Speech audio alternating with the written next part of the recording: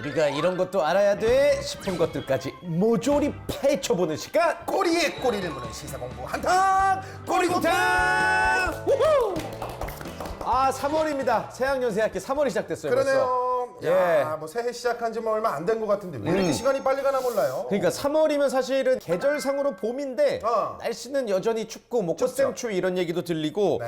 그래도 봄이 왔다 뭐 싶은 순간들이 있죠. 그렇죠. 뭐 여러 가지가 있죠. 뭐 패딩이 이제 슬슬 조금 답답하게 느껴질 때는. 그쵸. 뭐 하지만 뭐니 해도 버스커의 벚꽃 엔딩이 이제 음원 차트에 올라올 때 요거 봄이 왔구나. 맞아. 이제 봄이구나 이런 생각이 들죠. 아, 네. 장범준 씨 너무 부러워요. 연금이죠. 네. 평생이죠, 평생.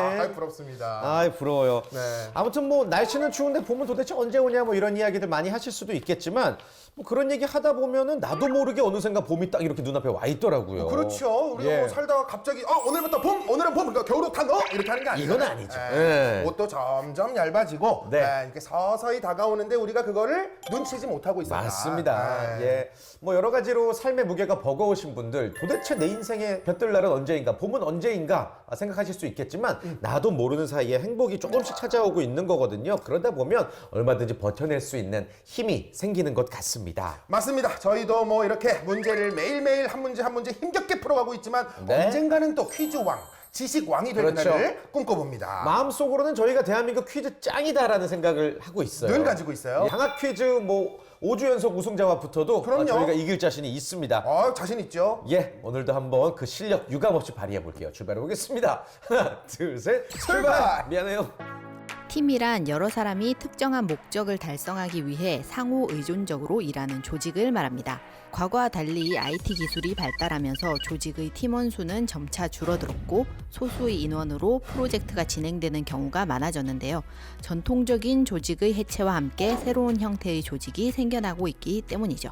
오늘은 영화 스타워즈에 등장한 군대의 모습을 통해 조직의 목적과 형태, 효율적인 조직에 대해 알아보고 관련된 키워드로 퀴즈를 풀어보도록 하겠습니다. 스타워즈. 그래서 뭐 다스베이더 이런 게 나오는구나. 요다, 제다이. 4, 5, 6, 1, 2, 3은 뭐지? 그러게요. 한번 가볼까 바로? 가볼까요? 궁금한 것도 우리 바로 오케이. 해결해야지. 많은 사람들이 1편으로 알고 있는 77년작 스타워즈 새로운 희망은 시간 순서로 4편에 해당합니다. 멋모르고 스타워즈 1편부터 본다면 70년대에 제작된 4에서 6편 보는 것을 포기하게 될지도 모르는데요. 따라서 제대로 즐기기 위해서는 4, 5, 6, 1, 2, 3편 순으로 봐야 I'm your father 장면의 충격이 극대화된다라고 합니다. 그래서 순서에 관련된 문제 드리겠습니다. 쿠바에서는 줄을 설 때 일렬로 서지 않아도 자신의 순서를 정확하게 알 수 있는 독특한 줄서기 문화가 있다라고 하는데요. 그들은 어떻게 줄을 서지 않고도 자신의 차례를 알 수 있을까요? 정답 눈치 게임. 눈치 게임 1, 2, 막 이렇게 해가지고 눈치만 나면서. 아니, 줄을 안 서는데 어떻게 자기 순서를 알아? 이게 과학적으로 말이 안 되는데? 어떻게 알 수 있을까? 먼저 가서 뭔가 내가 먼저 왔다라는 거를 뭔가 티를 내는 건데. 서로 알 수 있어야 되는데 자기 이마에 글씨를 쓰나? 전혀? 아니 뭐였어? 딱 왔어. 줄은 안 서도 돼. 그러려면 먼저 왔다는 걸 어디 뭐 쓰든가. 응. 그러니까 앞 사람을 알면 된다라는 그런 개념인 것 같은데. 앞사람 얼굴을 확인? 앞 사람의 얼굴을 확인시켜준다. 줄의 마지막 사람을 확인을 시켜주는 문화인데요. 새로 도착한 사람이 울티모라고 말하면 가장 마지막 사람을 알려주는 행태라고 합니다. 그러니까 도착을 해서 멈춰! 두 번째 문제부터는 저희가 제대로. 방어 퀴즈 우승자만부터도 이길 수 맞습니다. 있을 만큼의 실력을 보여드리겠습니다. 자, 두 번째 거 요다가 볼까요? 요다. 요다.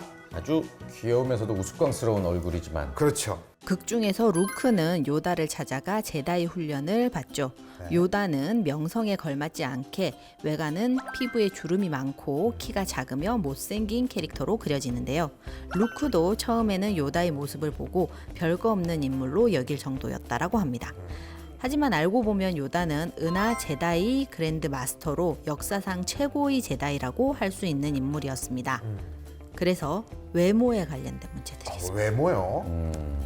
공자의 말에 따르면 이것은 외모는 그럴듯하지만 본질은 전혀 다른, 즉 겉과 속이 전혀 다른 것을 의미한다라고 합니다. 겉으로는 비슷하나 속은 완전히 다른 것, 실제로는 전혀 다르거나 아닌 것이라는 뜻을 가진 이 단어는 무엇일까요? 아하. 들어본 것 같은데. 진짜 들어본 것 같은데. 자, 공자가 말했고 겉은 저거나 속은 다르다. 호두? 먹는 거 아니에요? 자. 겉은 이런데 속은 달라요. 짝퉁? 짝퉁. 세 글자요. 세 글자. 많이 씁니까? 우리가 일상생활에서 써요. 쓰는 단어예요.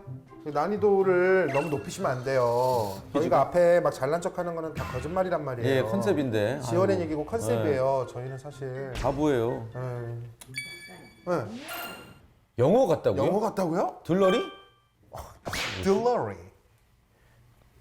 넌센스로 힌트를 안 돼. 수치스럽다. 넌센스로 힌트까지 들어야 돼요 또? 근데- 주십시오. 듣고 싶다. 그냥 마다하지 않을게요.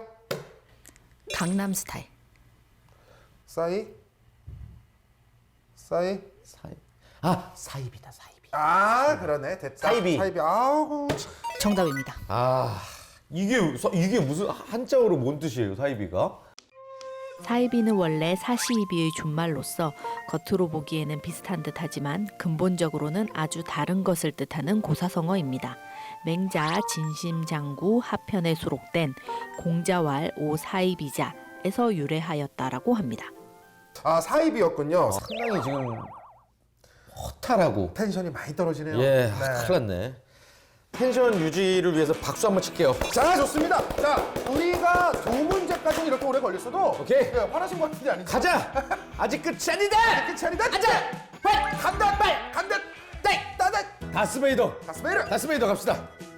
다스베이더는 스타워즈 시리즈의 등장인물로 스타워즈 오리지널 시리즈의 메인 악역이자 시리즈 내에서 가장 큰 영향력을 끼친 캐릭터 중 하나입니다. I am your father는 영화에서 가장 유명한 대사인 동시에 스타워즈 시리즈 사상 가장 큰 반전으로 알려져 있는데요. 그래서 아빠에 관련된 문제 드리겠습니다. 아빠요? I'm your father이니까 아빠. 로이 리히텐슈타인은 뉴욕 출신의 팝 아티스트입니다.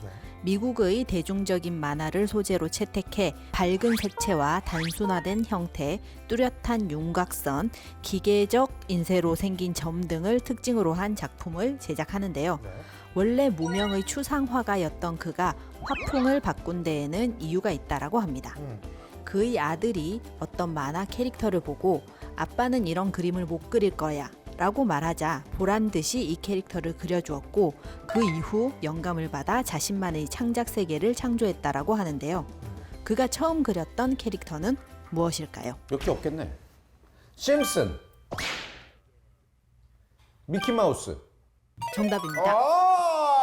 이것이 우리의 실력입니다. 뭐 이렇게 말하기에는 좀 민망하겠지만 바로 맞췄잖아요. 그러니까 네. 1초 만에 맞췄네. 로이 리히텐슈타인은 행복한 눈물이라는 그림으로 굉장히 유명한 화가이고요. 그럼요, 알고 있어요. 진짜 하는 거야? 그럼요. 이미지 좀 바꿔야 돼요 지금. 너무 바보 같은 이미지. 제일 처음 그렸었던 그림이 미키마우스를 주인공으로 한 만화를 한 장면을 그렸었던 그림이다라고 합니다. 그러니까요. 알고 있죠. 텐션 높이니까 바로 맞추네. 우리. 그러니까요. 이게 텐션이 좀 떨어져 갖고 그랬던 그러니까. 거네. 난 또 왜 그랬다고? 그러니까 텐션을 높이면 됩니다. 자, 좋습니다. 뭐 갈까요? 주제 한번 가볼까요? 주제! 조작의 효율성. 조직. 조직의 효율성. 조작은 이제 하면 안 되고요. 조직의 효율성. 강의 주제 관련된 문제 드리겠습니다. 네. 영화 스타워즈에 등장하는 스톰트루퍼는 성장 가속화로 인한 짧은 수명과 빠른 노화로 조기에 퇴역할 수밖에 없었던 공화국군의 클론 트루퍼를 대체한 은하 제국군의 주력 보병 부대입니다. SF 소설가이자 영화평론가 듀나는 스톰트루퍼의 임무는 일당백의 싸움을 하는 주인공을 돋보이게 하는 것이라고 지적하기도 했는데요. 모두 똑같이 생긴 투구를 쓰고 있기 때문에 서로 구분도 되지 않는 이들이 아무리 많이 죽어도 관객들은 죄책감을 느끼지 않는다는 것입니다. 여기서 생겨난 말로 스톰트루퍼 효과라는 것이 있는데요. 어떤 현상을 가리키는 말입니다. 어떤 현상을 가리키는 말일까요? 그럼 만화 있잖아요. 그런 거 보면 악당들의 이 쫄병들은 다 똑같이 생긴 경우가 많아요. 아, 맞아. 네, 항상 마지막 왕만 하나고. 네, 뭐 무슨 맨류들 보면요. 우르르 나가 떨어지는 모습. 엑스트라. 주인공이 여러 명 다 때려 눕히는 현상. 17대 1로 싸워도 이기는 현상. 주인공이 끝까지 살아남는 현상. 비슷합니다. 응? 아직도 비슷해요? 주인공은 총으로 쏴도 죽지 않는다. 정답입니다. 그러니까 주인공은 이제 그런 걸 얘기하는 거예요. 정확한 정답은 영화 주인공은 총에 맞지 않는 현상을 말합니다. 그걸 이제 스톰트루퍼 현상이라고 하는 거예요. 스타워즈에 등장하는 스톰트루퍼들이 평소에는 블래스터를 쏠 때마다 적을 쓰러뜨리는 출중한 실력을 보여주는데 예. 어째서인지 주인공들을 향해 쏠 때는 아무리 쏴도 한 발도 안 맞는 효과를 말한다고. 맞아요. 항상 만화들도 봐도 항상 영웅들은 잘 안 맞거든요. 그래. 네, 잘 안 맞고. 그리고 웬만한 영화에서 주인공들 보면은 죽어도 한참 전에 죽었어야 되는데 어떻게 된 사람 말도 안 돼. 그리고 일단 만약 설령 다치더라도요, 총을 맞고 바로 기절하지 않습니다. 방탄조끼라도 입든지 다시 어떻게 살아나. 맞아. 쓰러지는 데만 슬로우 비디오 돌려고 한참 그러니까. 걸립니다. 네, 아는 척 할 게 하나 더 생겼습니다.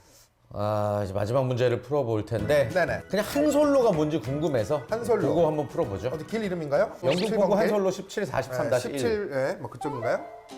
한솔로는 밀레니엄 팔콘의 선장이자 밀수꾼인데요. 본래 은하제국과의 거대한 전쟁에 참여할 생각이 전혀 없었으나 우연한 계기로 주인공 루크 스카이워크와 엮이게 되면서 반란연합의 가담에 활약하게 되는 인물입니다.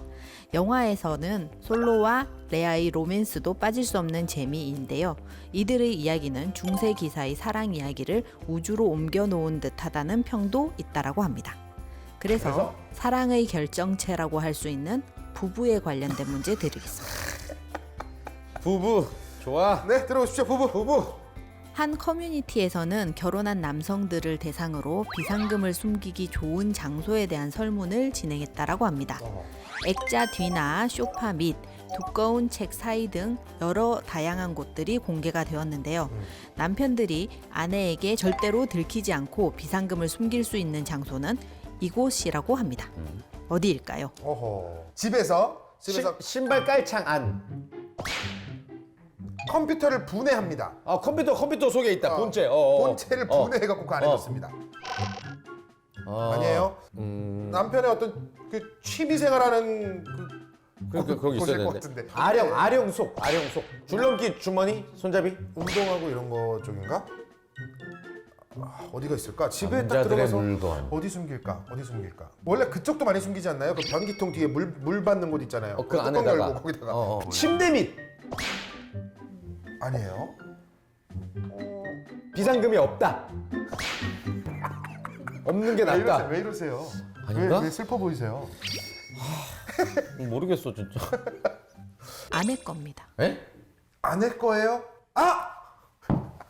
졸업 앨범. 아니야. 졸업 사진. 와이프 졸업 사진. 결혼 앨범 아니야? 웨딩 웨딩 사진? 웨딩 사진 속. 웨딩 사진 안 보니까. 와이프 졸업 사진 앨범? 속. 정답입니다.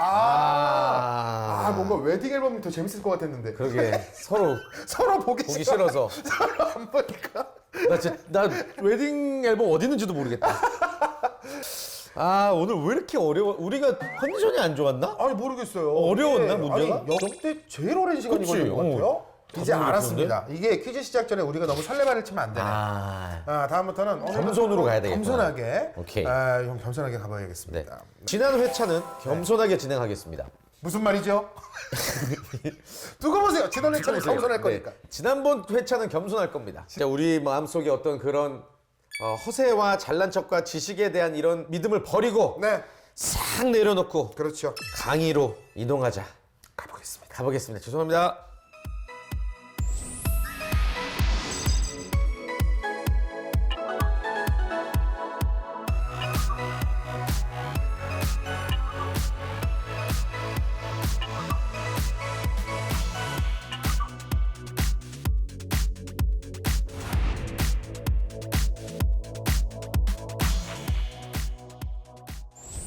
전문가와 함께하는 딥 러닝 시간, 꼬리에 꼬리를 무는 질문. 지난주에 이어서 오늘도 홍헌영 이사님 자리해 주셨습니다. 안녕하세요. 안녕하세요. 반갑습니다.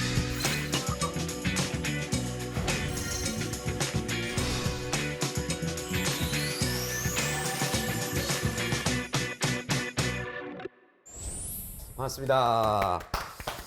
지난주에 리더십에 대해서 저희가 제대로 살펴봤고 오늘도 좀 약간 연장선상에 있다고요. 아, 그렇죠. 영화로 보는 리더십과 조직 이야기 네. 제2편 정도로. 기대된다. 지난 시간에 이터널스랑 듀운이었고 그렇죠. 오늘은 어떤 영화죠? 아, 사실은 이제 오늘 다룰 영화가 제가 가장 또 사랑하는 시리즈라고 볼 수 있는데. 그래요? 네. 어떤 거예요? 스타워즈를 좀. 스타워즈. 야, I'm your father. 스타워즈는 사실은 군대와 군대의 대결이기 때문에 네. 지난주에 우리가 좀 리더십의 요소에 좀 집중했다면 오늘은 좀 그 리더가 통솔해야 되는 그 조직의 특성 측면에서 이 스타워즈에 등장하는 그 제국군과 이 반란군의 좀 모티브를 빌어서 한번 비교해가면서 얘기를 좀 한번 해보도록 네. 하겠습니다. 기대가 됩니다. 일단은 그 조직론에서 어떤 조직 구조를 이루고 있느냐 이런 면에서 볼 텐데 오늘 크게 특징을 한 두 가지로 좀 말씀을 드려볼게요. 네. 이제 첫 번째로 그 스타워즈 세계관에서는 이제 이 제국군이라고 이제 등장하죠. 그 은하계 전체를 지배하고 있는 네. 뭐 영화 속에서는 일종의 악역 군대입니다. 근데 이 제국군의 특징은요, 탑 리더십이 아주 명확해요. 그러니까 다스베이더가 있죠. 그리고 다스베이더 위에는 그 황제가 딱 있어요. 그리고 다스베이더 밑에 다른 캐릭터들 혹시 악역 캐릭터들 특별히 기억나는 캐릭터들 많이 있으신가요? 별로 없죠. 네. 별로 없어요. 네. 그러니까 다스베이더와 그의 졸개들로 돼 있어요. 사실. 전통적인 이런 조직을 하이어라키 조직이라고 합니다. 그러니까 이제 조직도를 딱 그리면 어떤 모양새가 되냐면 리더가 있고 이 조직도가 요렇게 이렇게 탁탁 내려오는 거죠. 그리고 중간 관리자 있고 다시 아래쪽으로. 그러니까 보고 체계가 아주 확실하고요. 그렇죠. 의사결정 체계도 아주 명확하죠. 그 리더가 이제 그 실권을 딱 가지고 있습니다. 근데 여기에서의 그 제국군의 그 특징에 반해서 네. 반란군은 그러면 어떻느냐? 네. 그럼 반란군도 이제 조직이 있긴 한데 우리 스타워즈 영화를 보신 분들 아시겠지만 반란군에 기억나는 캐릭터는 되게 많아요. 뭐 루크 스카이워커도 있고 레아 스카이워커도 있고 말씀하신 뭐 요다도 있고 뭐 R2D2 이런 뭐 로버트 캐릭터들도 있고 네네. 특히 제가 좋아하는 한 솔로 같은 그 캐릭터들도 있는데 근데 이 중에 누가 대장이냐 이거죠. 그러게 체계를 네. 좀 적잖이 좀 애매하네요. 애매해요 사실은. 근데 스타워즈를 가만히 보면 이 반란군의 탑 리더는 누구지 이러면 사실 명확하게 대답하기가 좀 힘들어요. 그렇죠. 뭐 하나 결정하려면 서로 감론을 막 하고 이 지휘 체계나 조직도가 사실은 명확하지가 않아요. 그래서 스타워즈 반란군은요 조직도를 그리기가 되게 힘듭니다. 네. 엉망진창이네요. 오합지졸들입니다 사실. 아사리판이네. 아사리판이. 그래서 이 반란군 캐릭터들은 근데 이 조직론으로 또 좀 덧대어 설명하자면 매트릭스 조직에 가깝습니다. 매트릭스 조직. 매트릭스 조직이란 건 뭐냐면 어떤 한 프로젝트 중심으로 그 조직이 이합집산을 하죠. 그래서 어떤 프로젝트가 있으면 예를 들어서 이 사람이 리더를 맡아요. 그리고 그 프로젝트를 잘할 수 있는 팀원들을 뽑아서 운영을 하면서 마치 태스크포스처럼. 근데 동시에 이 팀의 팀 리더, 이 프로젝트 팀의 팀 리더이지만 동시에 다른 팀에서는 이 사람이 팀원이 돼 있기도 하고 이런 식으로 이렇게 얽혀 있다, 그물망처럼 얽혀 있다라고 해서 유기적으로 얽혀 있다라고 해서 매트릭스 조직이라고 이제 우리가 말하는 거죠. 그러니까 한 개인이 어떤 독점적인 어떤 간략한 권력을 가지기는 힘들겠죠. 네. 스타워즈 팀이 딱 보면은 그 약간 이런 식이에요. 한 작전별로 사람들을 구성하죠. 그래서 이번에 뭐 무슨 지도를 가지러 가야 되는데 누가 가지고 가겠냐? 그러면 뭐 내가 가겠다. 그래서 몇 명이 구성해서 가요. 그리고 뭐 그 중에서 누가 리더격인 사람이 있어요. 근데 또 다른 작전에서는 또 한 솔로가 그 역할을 맡기기도 하고 또 이쪽 작전에서는 루크 스카이워커가 이쪽 그 역할을 맡기도 하고 이런 약간 매트릭스 조직의 형태를 띠게 됩니다. 그래서 이런 것들이 이제 큰 차이라고 할 수 있죠. 그래서 제국군에는 아주 카리스마적인 탑 리더가 존재한다. 그런데 반란군에는 때에 따라서 리더십이 바뀌기도 하고 이합집산을 하기도 하는. 그래서 전통적인 하이어라키 조직과 매트릭스 조직으로 비교할 수 있다. 이렇게 이제 좀 볼 수 있고요. 두 번째 포인트는 이제 여기서 좀 더 들어가서 각 조직의 제국군 조직과 반란군 조직의 장단점이라고 해야 될까요? 어떤 특징들도 좀 우리가 살펴보면 재밌는 부분들이 있습니다. 제국군을 묘사하는 장면들을 보시면요. 의사결정이 빨라요. 그렇죠. 이 영화에서 보면 이걸 이렇게 할까 저렇게 할까 뭐 고민하는 장면이 거의 없어요. 위에서 정하면 그냥 그대로 하는 거지. 정하면 뭐. 그대로 가는 거고요. 딱 그 스톰트루프 복장 기억나십니까? 그 투구 쓰고 흰색 갑옷을 그렇죠. 딱. 예. 오와열을 딱 맞춰서 서 있어요. 예, 그래서 그 제국군을 묘사하는 장면들을 보면 전투기가 딱 있고 줄을 쫙 맞춰서 서 있고 분대별로 탁탁탁 정말 그 각이 나옵니다. 소위 말해서. 예, 아주 멋있죠. 근데 이제 그에 반해서 반란군들은 어떻느냐. 오와열을 맞추는 장면이 단 한 장면도 없어요. 아 그렇죠. 그렇죠. 개성이 그냥, 강해. 멋대로. 예, 입고 있는 옷도 다 다르고요. 다르고. 뭐 누구는 앉아 있고 누구는 서 있고 누구는 누워 있고 누구는 먹고 있고 막 이게 말 더럽게 안 듣는 것들. 말 정말 안 듣죠. 네. 그래서 이 장점이 있다면 그런데 이 반란군들은요 네. 생명력이 질깁니다. 이게 반대로 그 제국군의 단점과도 연관이 되는 측면인데요. 제국군의 제일 큰 취약점은 뭐냐면 일사불란하고 빠른 결정이고 그다음에 굉장히 그 효율적이지만 만약에 다스베이더를 쓰러뜨리면 예, 제국군은 그냥 와르르 무너져요. 예. 그런 그 단점이 있는데 이 반란군은 핵심 리더가 없다 그랬잖아요. 그렇기 때문에 누구 한 명 죽어도 그게 운영이 돼요. 예를 들어서 그러네. 한 솔로가 이제 잡혀가서 그 이제 기능불능이 되는데 네네. 나머지 사람들이 또 알아서 하고 굉장히 생명력이 질기죠. 아, 정이 없네. 이제 뭐 한 사람에게 모든 권력이 집중돼 있지 않다고 그러게. 해요. 근데 이제 반란군의 장점은 그런 면에서 생명력이 질긴 면은 있지만 또 단점이 있다면 의사결정이 무지하게 느려요. 보시면 그 스타워즈 영화에서 보시면 이 반란군들은요 뭐 하나 하려고 하면 회의하는 장면이 그렇게 나옵니다. 그래서 우리 팀을 묘사하는 장면은 서로 회의하면서 싸우는 장면이 되게 많고 그다음에 제국군을 묘사하는 장면에서는 딱 리더가 연설하면 오하이어를 맞춰서 딱 도열하는 장면이 많고 이렇게 딱 대비해서 이제 보시면 됩니다. 네. 근데 이것들이 왜 이렇게 묘사되느냐를 보면 사실은 이게 그 시대에 미국이 가지고 있던 어떤 그 시대상 또 그 미국이 가지고 있던 일종의 공포와도 연관이 있습니다.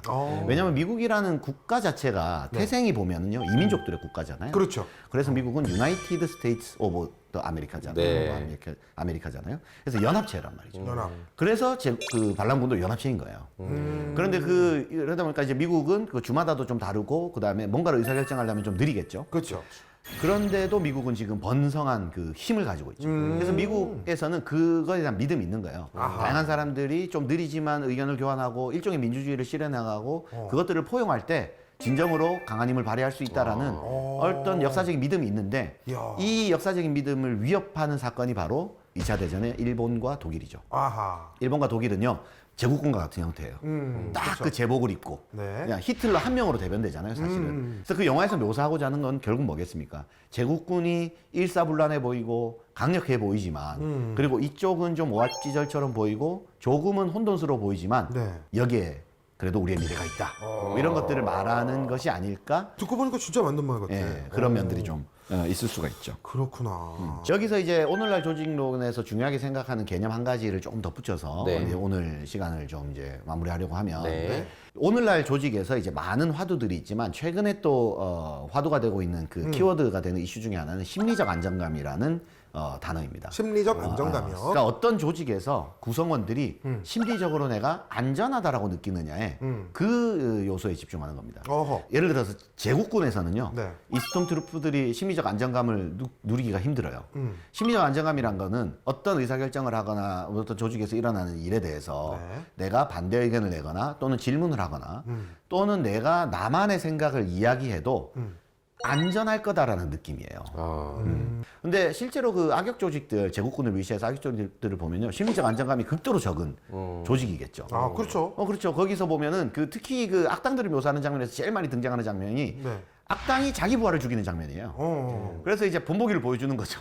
내 말 안 들으면 이렇게 된다. 숙청. 네, 숙청을 하는 장면들이 꼭 나오거든요. 예, 예. 그런 게 이제 조직에서 심리적 안정감을 엄청나게 떨어뜨리는 그럼요. 장면이고요. 대신 이제 반란군들은 심리적 안정감이 뭐 흘러 넘치죠. 예, 그러니까 이제 자기가 계급장이 있든 없든 그냥 뭐 자기 의견들 막 얘기하잖아요. 오늘날 우리의 이 조직이 해야 될 일들은 사실은 굉장히 단순하지가 않잖아요. 굉장히 다단하고 그리고 다양한 구성원들이 창의적인 의견들이 교류되어야만 이제 헤쳐나갈 수 있는 그 과제들을 다루고 있는 조직이기 때문에 네. 사실은 그런데 이 심리적 안정감이 굉장히 중요합니다. 근데 저는 이 심리적 안정감을 조금 더 확장해서 다른 말로 표현하면 네. 저는 이게 이제 와닿는 점인데 내가 될 수 있는 분위기라는 겁니다. 아, 내가 낼 수 있는 내가 분위기? 나로서 될 수 있는 분위기. 아. 우리 누구나 이제 가면을 써야 된단 말이죠. 심리적 안정감이 적은 조직에서 아하. 일종의 역할극을 하는 거예요. 회의 상황에서 일종의 역할극을 하는 겁니다. 역할극. 나는 나로서의 내 생각이 있어요. 그렇게 하면 직원들 싫어할 것 같은데요. 근데 그 나로서 존재하지 못하고 이 회사에 말 잘 듣는 이 대리로서 존재해야 되는 거예요. 그래서 괜찮은 것 같습니다. 아니면 그냥 침묵에 동의를 한다거나 이게 이제 나로서 존재하지 못하는 거예요. 아하. 그래서 우리가 이 갈증을 계속 누적되다 보면 결국 내가 될 수 있는 곳을 찾아 떠날 수밖에 없어요. 그렇죠. 그게 이제 이직으로 이어지거나 퇴사로 이어지거나 저는 일단 그만두고 여행에 나갈래요. 저는 이제 내일 할래요.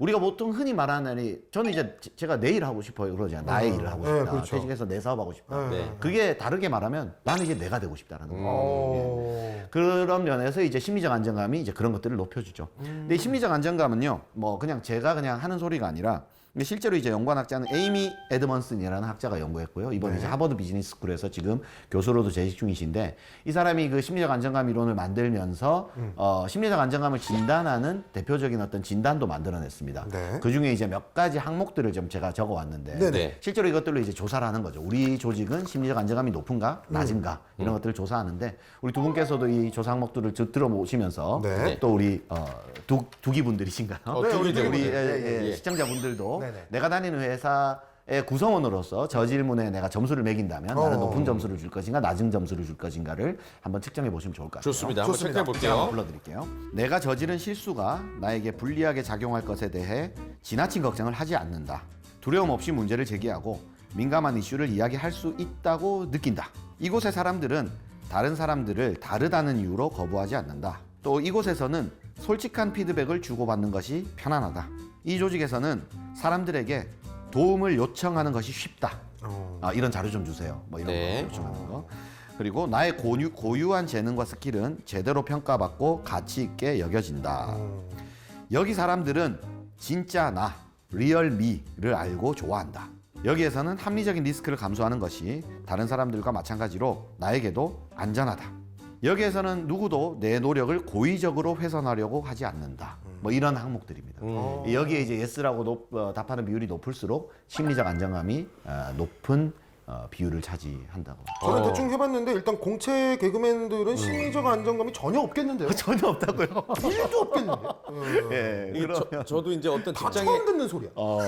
어떤 직장에 속한 건 아니지만 예. X가 5개거든요. X가 5개나 예, 낮은 그래서 편이에요. 예, 좀 쉽지 않네요. 예. 모든 게 여기서 이제 좋은 점수가 나오면 네네. 천국 같은 회사가 될 수 있겠지만 네. 적어도 그래도 우리가 뭐 한 조직의 일원으로서 또는 그 조직을 관리하는 리더라면 여기서 생각해 볼 부분이 있겠죠. 그래서 결론적으로 좀 어렵지만 네. 반란군의 길을 가자.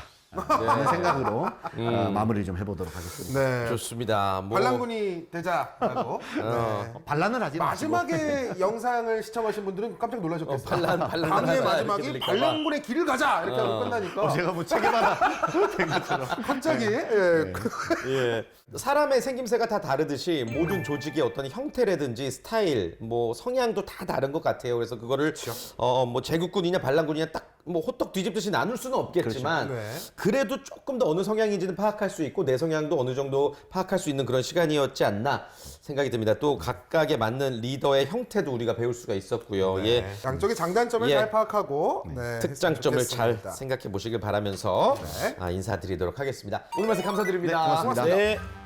건강 조심하시고요. 여전히 그렇습니다. 날씨가 쌀쌀합니다. 네. 항상 옷 잘 챙겨 입으시고 감기 조심하시고 다음 주에 건강한 모습으로 알찬 재미 들고 찾아오도록 하겠습니다. 여러분 고맙습니다. 고맙습니다. 안녕.